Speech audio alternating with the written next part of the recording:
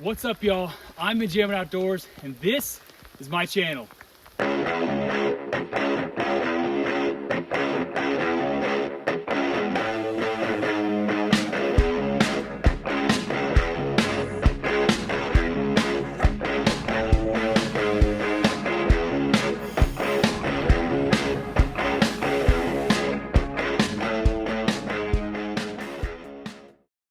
Welcome back, y'all. So today I'm actually working on Jonny's 4runner again. So last video I was able to do the transmission and get it converted to a four-wheel drive.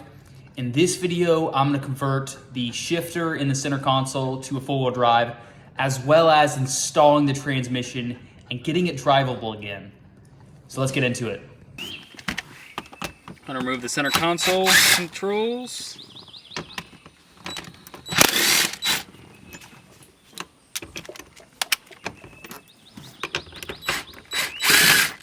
Those weren't even really bolted in.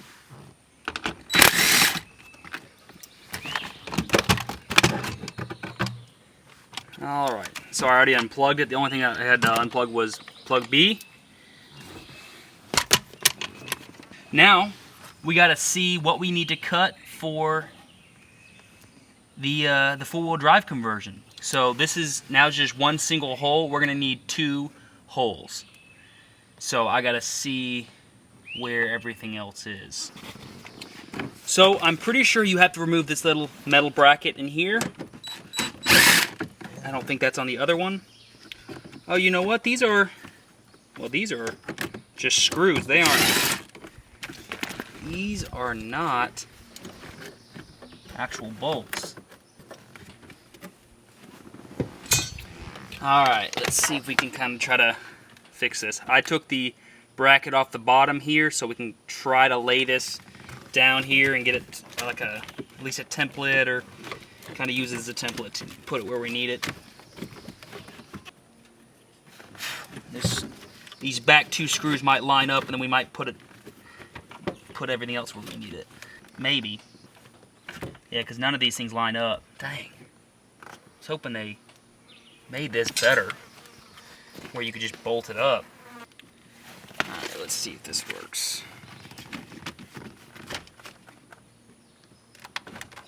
No. None of those bolts line up. Dang. They did not make this easy to do a conversion.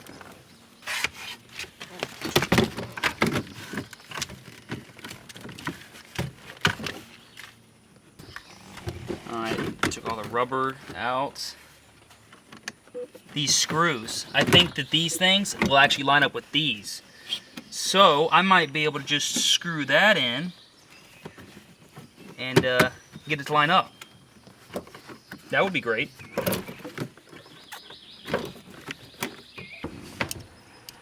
Just get some random screws that'll work.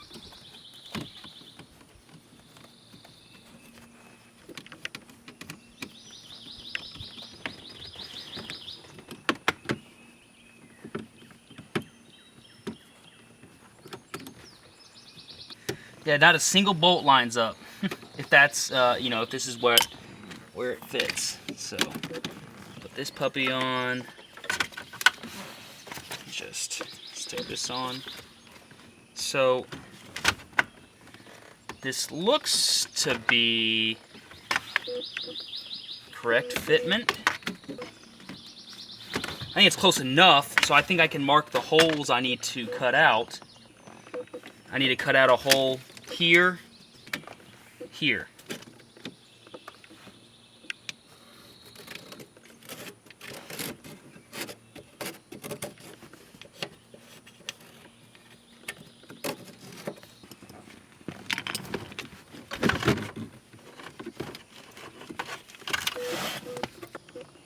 So I got the boot that's on the bottom of the actual gear shifter, and I got a tape template made to the exact measurement around that it used to be. So I'm going to take that off and then put it on there, cut that puppy out, and then I'm going to be able to fully seat this onto the transmission tunnel, and then we can get a good measurement on this one, and hopefully maybe patch up the old hole that was up here and try to make it to where it would, you know, be like, you know, the original four-wheel drive one.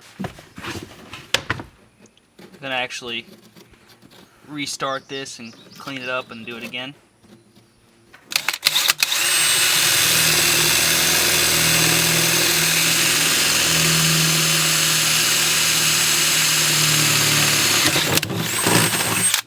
All right.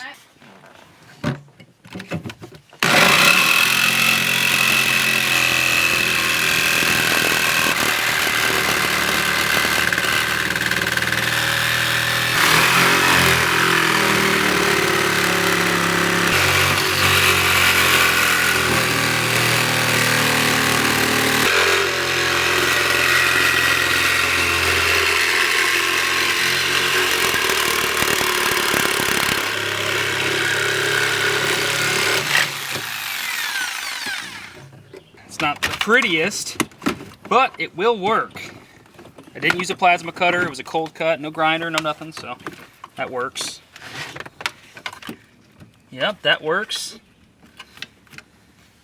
Looks like it'll line up. So now we just got to cut transfer case. I think it's set up pretty nicely about right where it needs to go.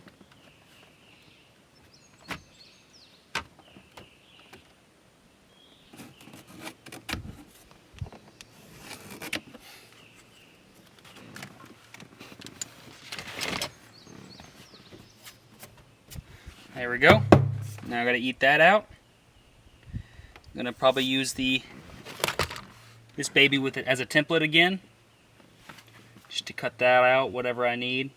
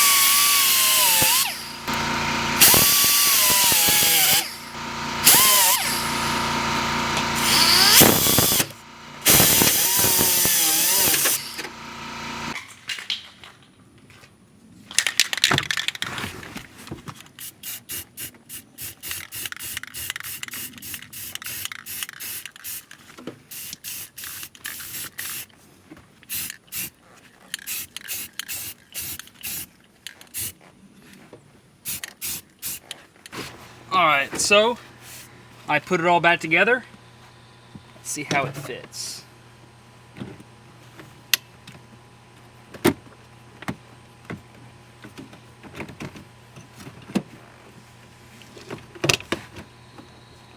Alright.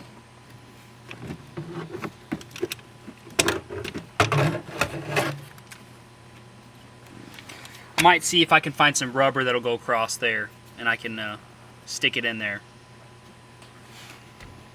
So I actually made a piece of rubber that fit in that gap that was cut out basically. So I'm going to use some basically right stuff to basically adhere that on there and seal that up.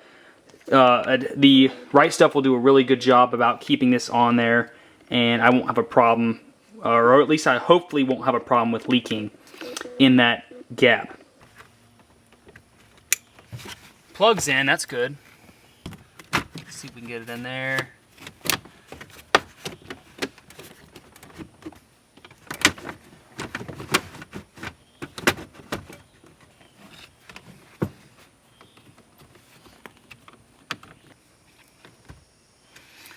All right. Fingers crossed this pops in.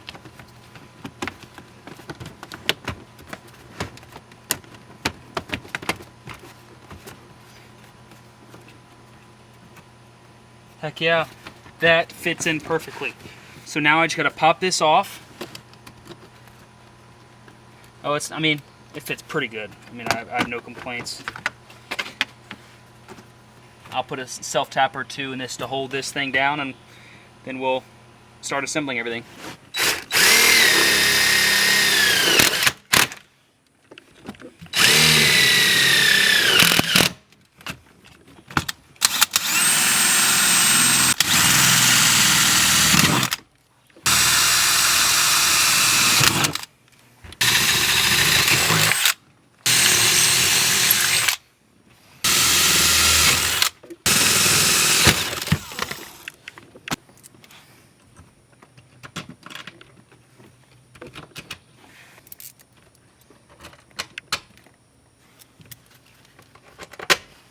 Ready? Go ahead.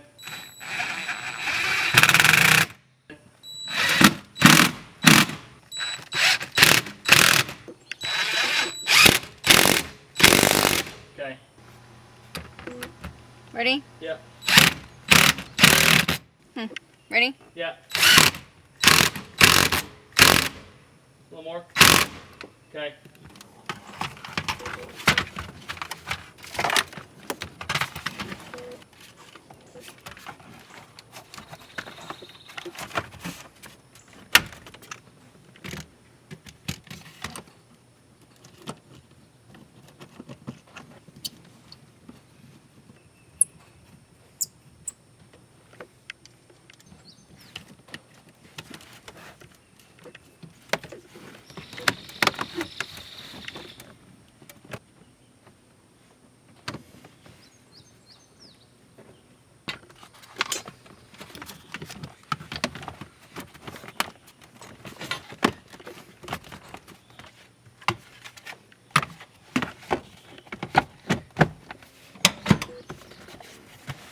Nice. Just got to clean this thing up. It'll be good.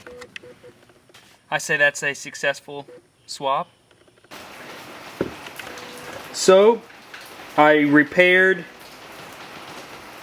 the shifter. In here, there was a crack in here, and there was a crack there, as you can see in there.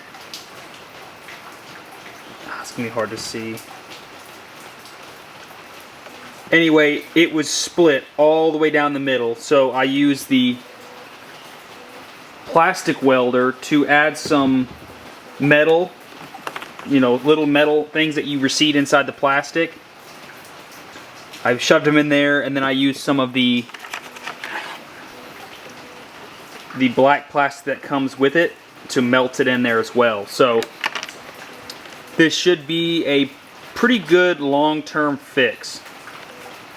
So I'm going to put it on once I repair the overdrive switch. I'm going to add some wires to it because it got cut, and then I'm going to feed them down the shifter. You got to feed them down the rod, and then connect it, and overdrive switch will be good, and we'll be able to put everything back together.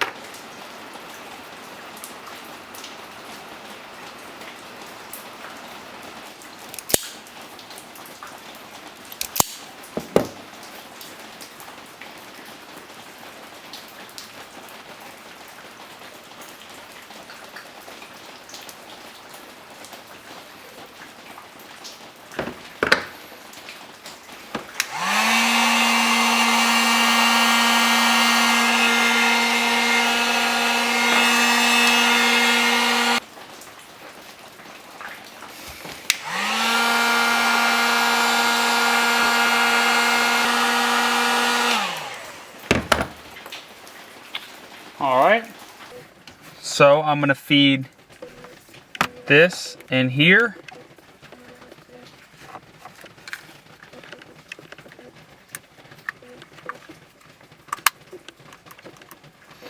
just gonna push it down there, bring it out here, and solder those puppies together. So I got the wires soldered together, so I'm actually going to leave that excess. I'm going to just wrap it up, zip tie it together or something like that, just in case I want to pull the overdrive switch out of here and work on it again or something like that. I can pull it and pull this excess up through the actual shifter. I'm gonna wrap it up, clean it up, bolt everything back down, and then it'll be done and ready for the transfer case shifter to come up out of here.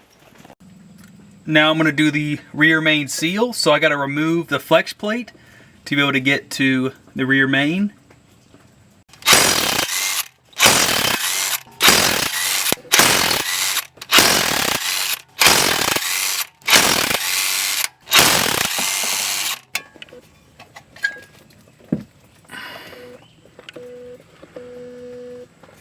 Doesn't look like the flex plate goes on any special way.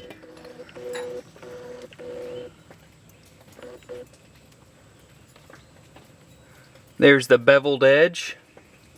Sticks outward.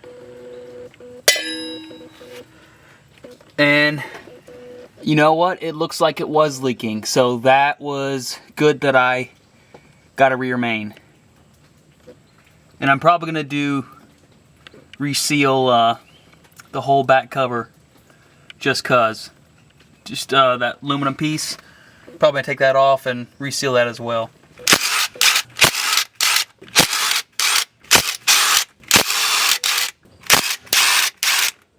Alright, so I'm going to get these couple bolts out underneath this cover and see if I can just pull this whole entire cover off with the rear main with it. And it looks like the rear main is flush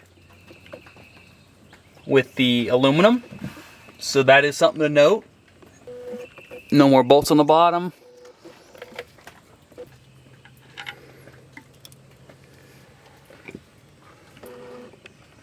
There we go. This is definitely aftermarket. There's no way this is not. This is too clean of aluminum. I mean, I cleaned it off, but there's no way it's not. So I'm gonna clean that surface up in there, and then I'm going to clean this and remove that rear main and put the new one on it. So I got the old rear main out. I'm about to put the new one in, but I'm going to put a slight bead of right stuff around the edge to lock it in. This stuff is super, super good. Plus, it'll help actually make it slide in. But it is incredibly, incredibly strong. Typically do this with pinion seals as well, because sometimes the pinion seals leak on the non-rotational side, so the casing side, the housing side. So this just helps to help seat it in there, but also help kind of just seal it up.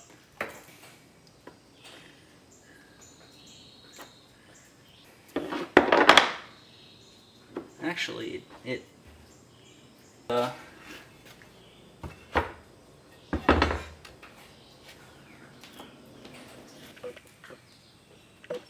Alright, so I put it in.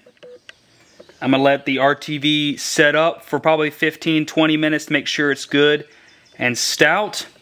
And I'm going to go clean off the engine block right now and the pan so I can put this back on there. But first I'm going to lube it up and then we'll put it in. Alright, so I'm going to put a little bit of Loctite on these. This is red, so I'm going to put just a dab of it.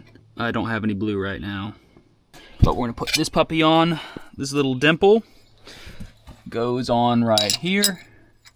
Yeah, there we go. There's that dimple. Goes in between. See that dimple?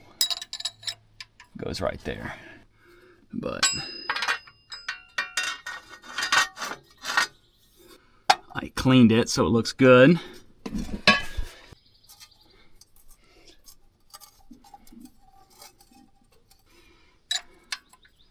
Put that puppy on there.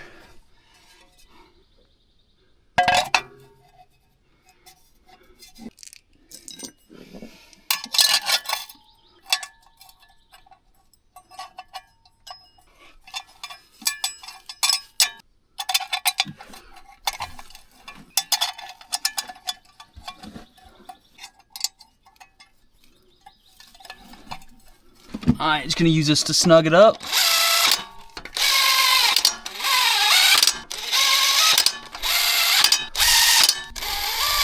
Now, I think it goes up to like 65 foot-pounds.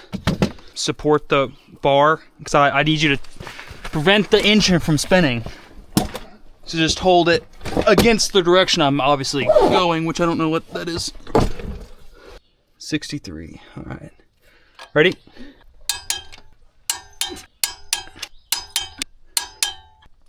Ooh, I may have messed up my circular pattern.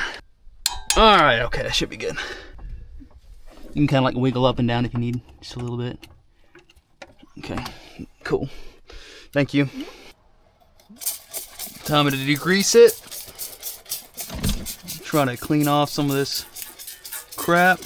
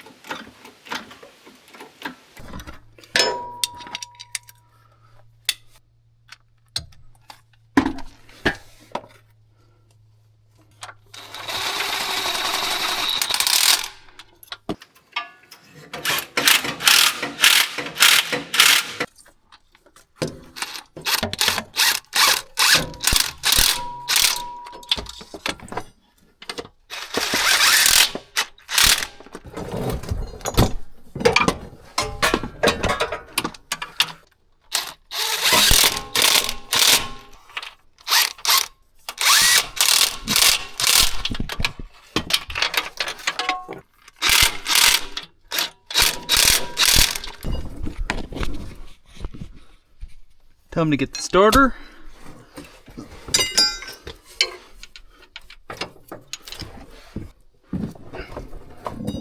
So I'm going to tighten up the starter back here and support it up here.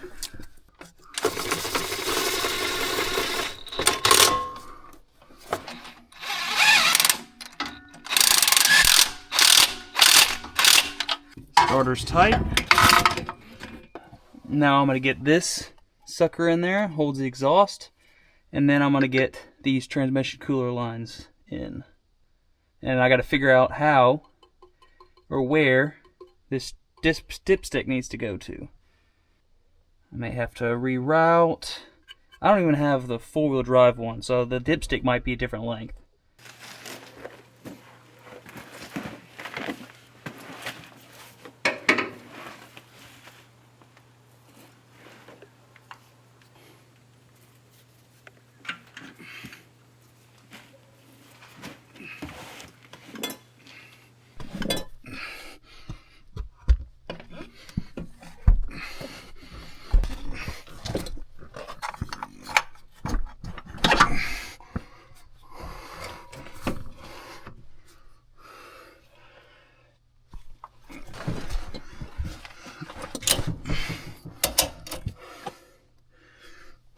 Dang it.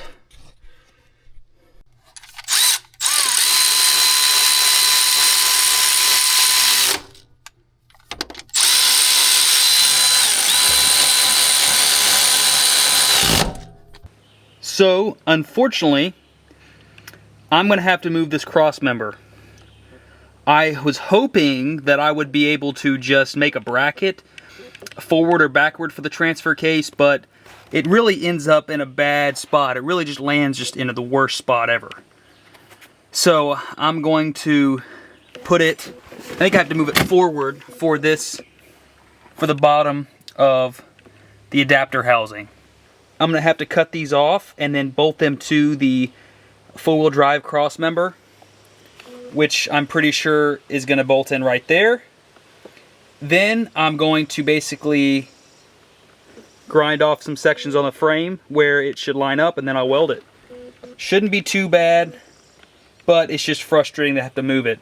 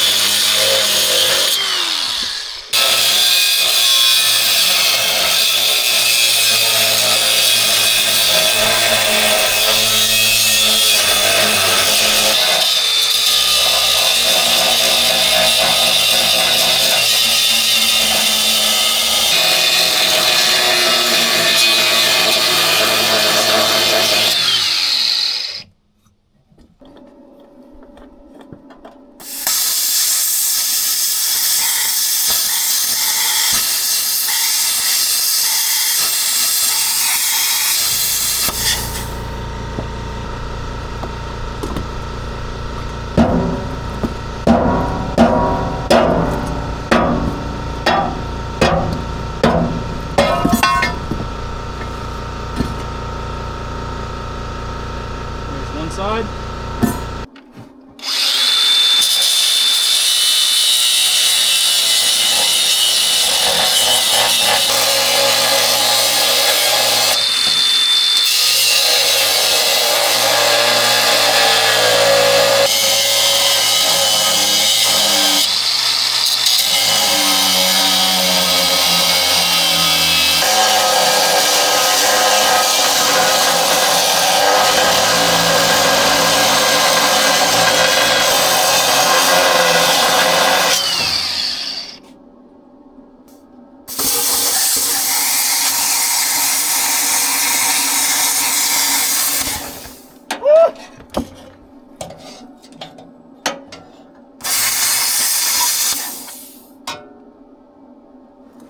Alright, let's see if that's enough to break it loose.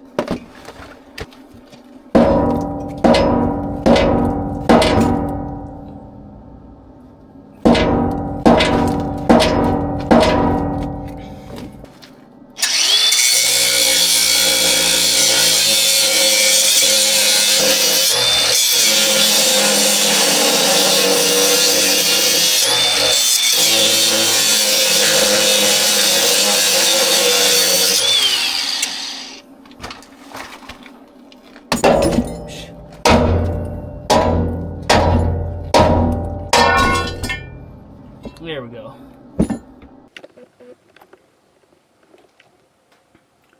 So I got the cross members both off. I got one cleaned up and ready to weld on. I'm about to do the next. Now I got to clean up that to try to grind it off, clean it up, make it look good, repaint it, and then I can weld the new part on over here on the frame, just forward of it. That sucks a lot of work just for that. So I got the cross member bolted on the bottom of the transfer case, and I got it mocked up and measured and marked, so I'm about to pull it back down so I can grind those spots and then weld it on there.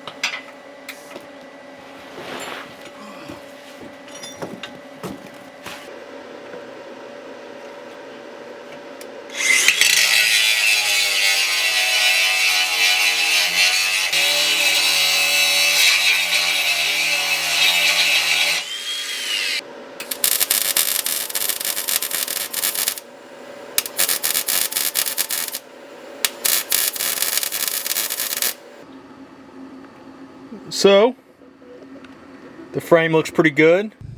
I spray painted it. You can hardly even tell that the bracket was over here, basically in the middle of the screen. There is the new welds. Doesn't look spectacular, but it definitely will hold.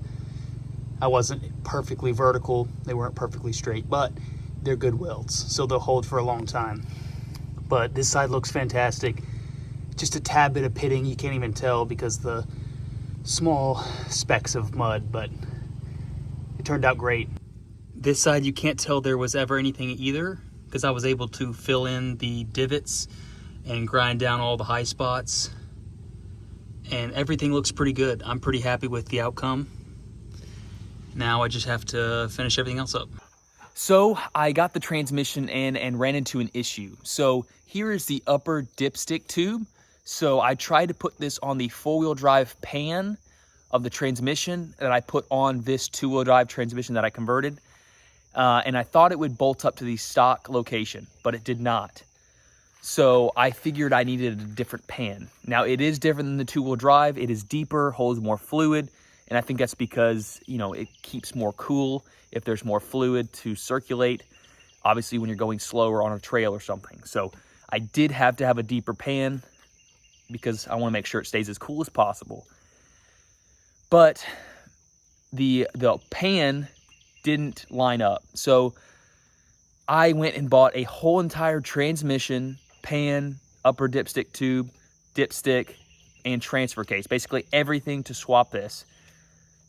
Really, I didn't need to do any of the work on the transmission if I would have purchased that in the first place, but that's neither here nor there.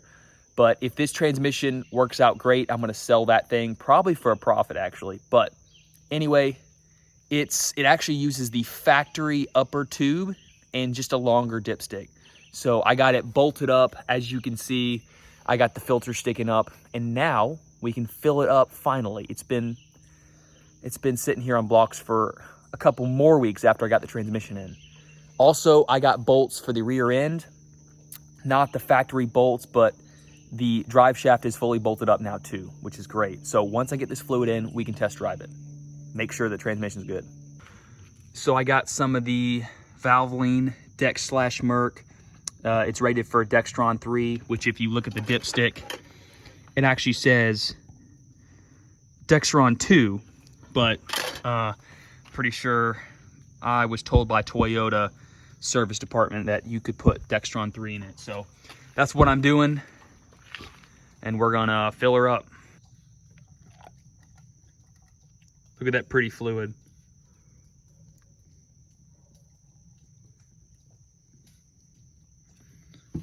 It's going slow. Oh shoot, it's making a mess. What the heck?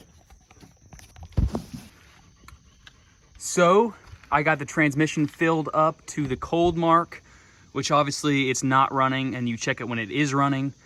So I'm just going to basically crank it up, cycle through the gears, and then we are going to basically check it and then see how much more we got to add. Fingers crossed, this is the first time cranking it since the transmission swap.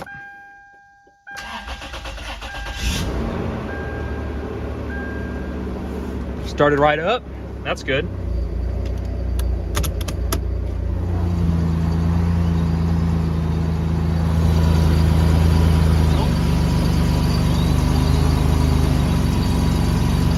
Wheel spinning, that's good. Cycle between reverse and drive. Get fluid all through the valve body.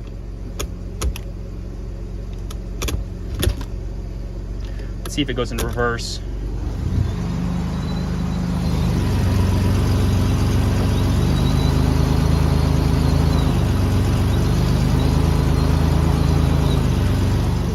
It's spinning. I can't tell which direction because I'm up upside down, but it seems like we, you know, did something right.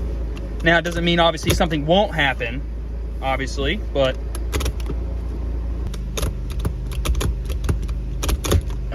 does not go into park very well.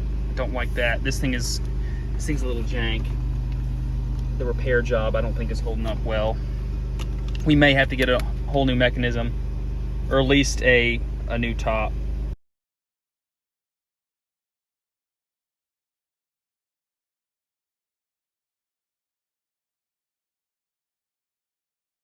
So I ran it the first time just to get a level check, and when I shut it off, it started pouring out fluid out of the tube. And come to find out, I had a dirt dauber that was in my vent tube. It was sticking down below, so I went to the store, got some more hose to reach all the way up here for the vent, because when you're off-roading, you want to make sure all your vents are way above the water line. And I do plan on snorkeling this eventually, probably. So I want to make sure that, you know, all the vents, especially to keep components like diffs and transmission transfer case, are all above at least, you know, hood level. So like my F-250 was. Anyway, I just ran it for a minute or so, and then it wasn't spilling out. So it's good level. The level is above, you know, the cold mark. So I am going to drive around the yard and test it out. Fingers crossed.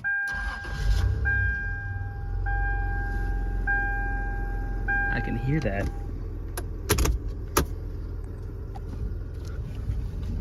So it's driving forward, that's good. Curious on whether it goes into reverse. Let's see. Uh-oh.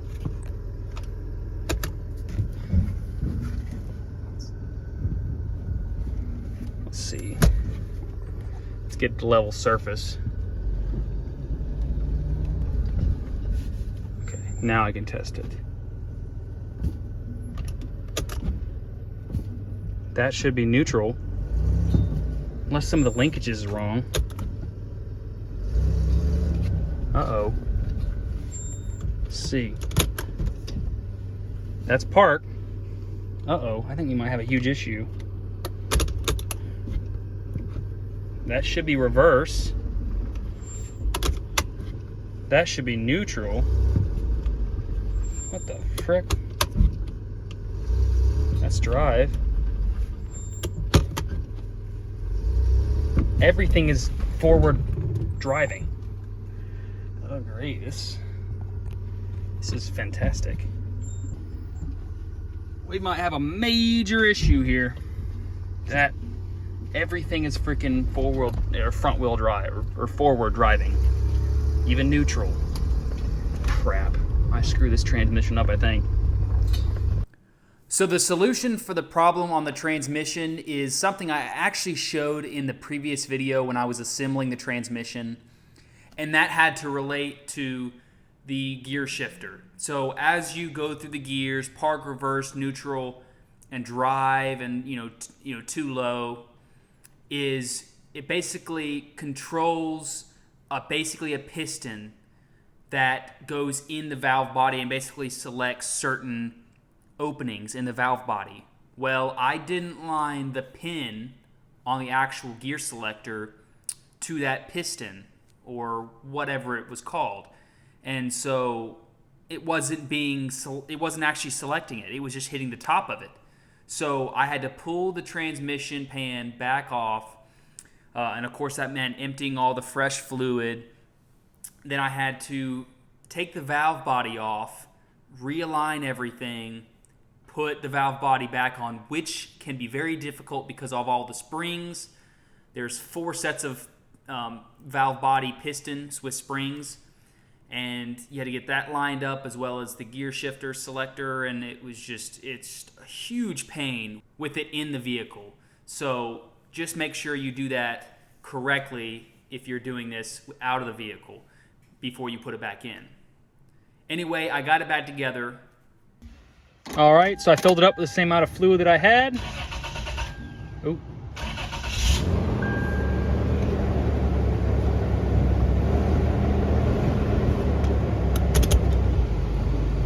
Oh, e-brake.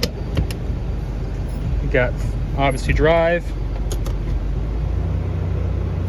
Oh yeah. Nowhere. Oh! baby.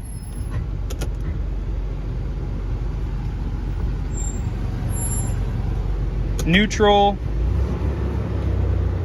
Can put it in 4, I think that's 4 low, or sorry, that's 4 high. And then we got 4 low. Oop.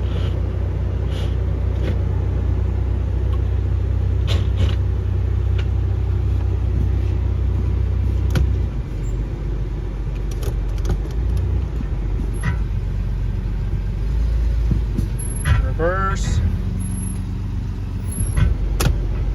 Drive. Neutral.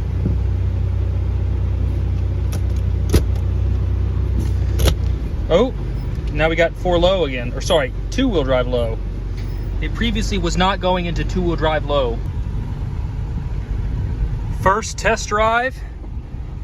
I'm low on gas, so I got a gas can, but I'm going to go to a gas station real quick. I still don't have the cover for the front of the bell housing on, so I'm trying to go slow around the areas that's going to kick up rocks and stuff. But we got cash, and we are going to see if this thing does good. All the fluids are good, so we'll see if it makes it to the gas station and back. Maybe like 5-10 miles round trip.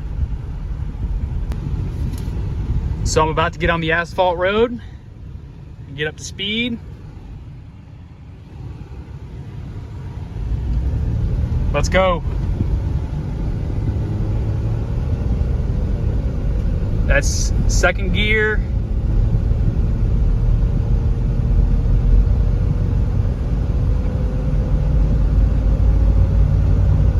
Third gear.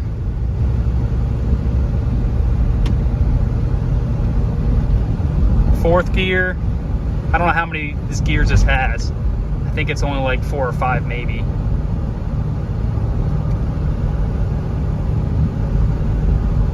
At 50.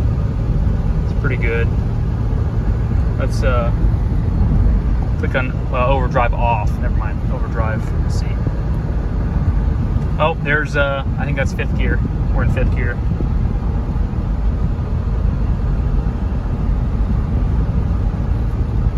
Awesome.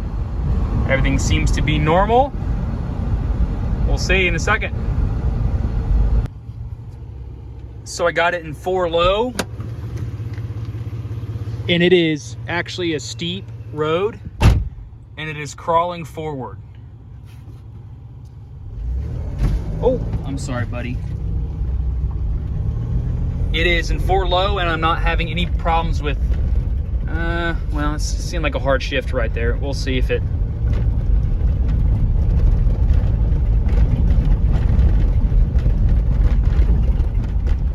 I'm just not sure if, obviously, I'm going to need to do an ECU swap, but it seems to be all right in 4 low. So we'll see. But right away, I don't think that I'm going to need to get an ECU. So that is actually it for this video. I appreciate y'all watching. In the next video, I'm gonna work on trying to get the oil pan resealed, do an oil change, and then actually getting the differential installed in the front with the front drive shaft. So just that much closer to being an official 4-wheel drive. Until next time, catch you on the flip side.